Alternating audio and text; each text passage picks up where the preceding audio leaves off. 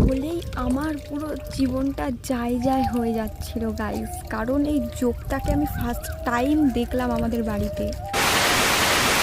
তো বলো কেমন আছো তোমরা সবাই? আই হোপ তোমরা অনেক ভালো আছো। আজকে চলে এলাম তোমাদের মাঝে নতুন একটা ভিডিও নিয়ে। সকালবেলা ঘুম থেকে উঠে হাতে ব্রাশ নিয়ে রান্নাঘরে চলে গেছিলাম রান্না করার জন্য। আর কারণ কালকে একাদশী ছিল, আমি আর মা একাদশী করেছিলাম, এই জন্য মা সকালবেলা উঠে ভাত আর চা লঙ্কা ভেজে রেখে দিয়েছিল, তুই একটু উচ্ছে ভাজাটা করে নে।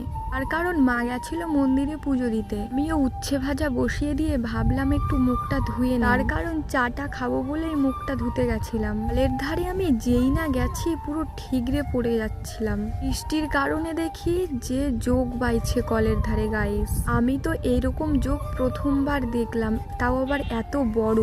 আমার তো দেখেই কেমন একটা হচ্ছে, ভাবলাম কেমন একটা যেন তোমাদের হয়। ভিডিও ক্লিপটা নিয়ে নিলাম। কয়েনে দেখি একটাই বিস্কিট পড়ে আছে আর একটা শালিকও দেখলাম। এই ভাবতে ভাবতে এক কাপ চাও খেয়ে নিলাম।